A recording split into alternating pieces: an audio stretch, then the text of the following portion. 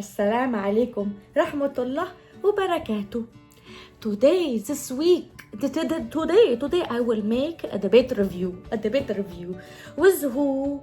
With none other than Muhammad Hijab himself. And you know who he make a debate with? Guess who? If you did not watch, you have to watch. It's going to be in the description down below for you to go watch the debate. But William Lane Craig, none other but him. Okay, and guess what happened? He make a mopping of William Lane Craig on the floor and make a winning for Al-Islam. Oh yes, you want to watch with me? Let's go. I show you how. Okay, I show you how. But Dr. Craig, it's now your turn, 2 minutes. Causal overdetermination is not incoherent, Mr. Hijab. Imagine a candle being lit by two simultaneous matches, each of which is sufficient to illuminate the candle. In the case of the Trinity, the classical Christian doctrine is in Latin opera ad extra sunt indivisa, that the operations of the Trinity toward the external world are undivided and therefore undertaken by all three persons at once. Now, I don't agree with that doctrine in every case. I think that leads to real problems. But I think that is very plausible with respect to the doctrine of creation, that the three persons act in concert with each other to create the world. So they're all responsible for the creation, and in the New Testament, creation is ascribed both to the Father and to the Son. If they're responsible, they can only be responsible either in a partial sense or in a full sense. They can't be responsible both in a partial sense and a full sense. You said causal overdetermination. I'm sorry to say you have not answered the question. The question is, can you have two subjects that are fully responsible, to a degree of 100%, fully responsible for the creation of one thing in its entirety? For example, can you have two mothers that are fully responsible for the production of one child? Fully responsible. I think even the transgender movement would raise their eyebrow to this.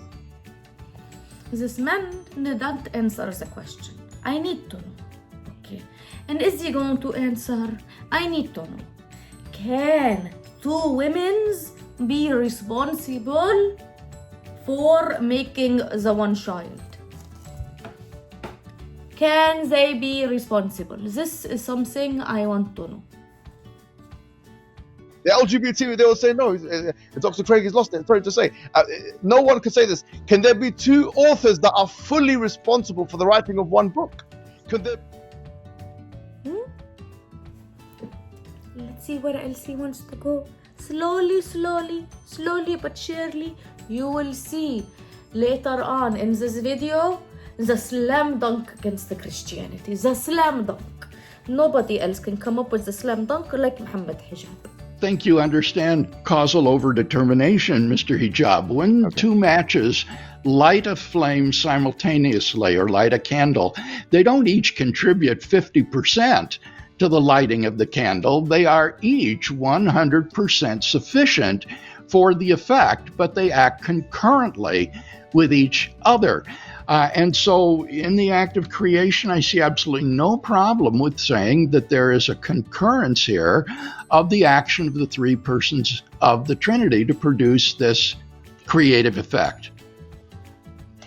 Okay, so to respond to this very clearly, your candle example with overdetermination, causal overdetermination, it's disanalogous to what we are talking about. Why?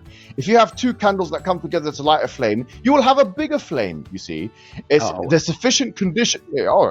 This is not very difficult for somebody to understand. Okay. So you have one flame, another flame, and you put together makes big flame. This is common sense. I don't understand the problem. And you see, from the William. It's because you know what he said is stupid. Okay? It's like, for example, I tell you, I have one small piece of Play-Doh.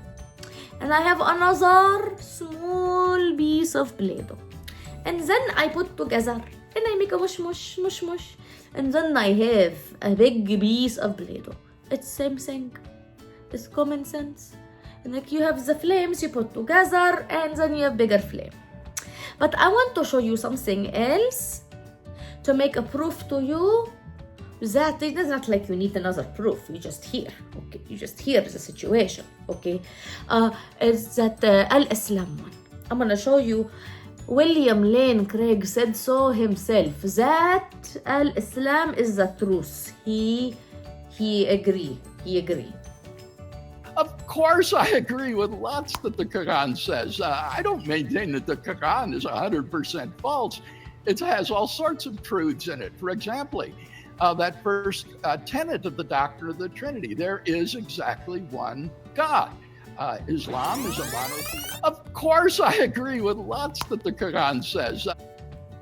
You believe me? He said Islam is true.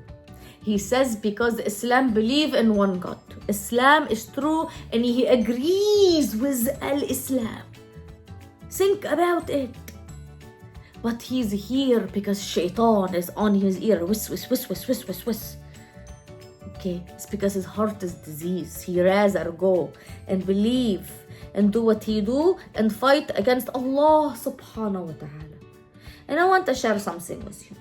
Okay. See this woman's.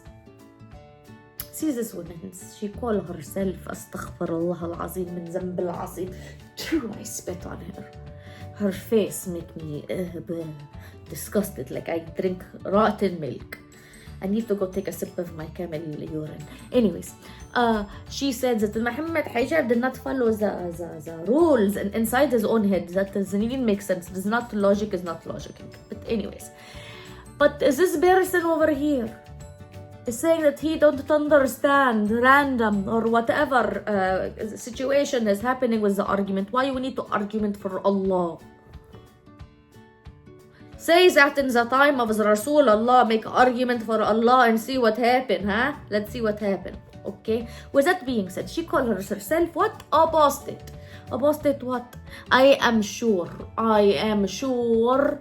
that she is being paid by the Christians. And if not by the Christians, the you-know-who. And on the topic of the you-know-who, listen to me, this is my brothers and sisters. If you have Bieber or anything like walkie-talkie or things like this, you keep it away from you in different room, okay? And if you hear ring, beep, beep, wait, okay? Count to 10. If there is no a boom boom, you are safe. As if there is a boom boom, Rabbina satar, and he make a preserving of you and you are safe. Anyways, let's go back to the situation. If she's not being paid, and she's actually ex-Muslim, the people say ex-Muslim, okay? If this is true, so one second, please. If this is true, that means the only reason, and this I cannot think any other reason. The only reason why she leave Al-Islam, it was so she can go and drink the alcohol and have 10 boyfriends and get pregnant, have 6 kids, don't know who the daddy is. That is the only reason. She want to go outside by herself. Go outside by yourself. This is the only reason anybody will leave Islam. Is if she want to be whore. The only reason. Look nice and modest, all nice and cover. It's hot. I want to wear short and mini skirt and show my booty. Yes, show your booty in hellfire. Just like where she is going because she want to be whore. She will go to hellfire. Wassalamu alaikum rahmatullahi wa barakatuh. And I spit on her and anybody who like her. Goodbye.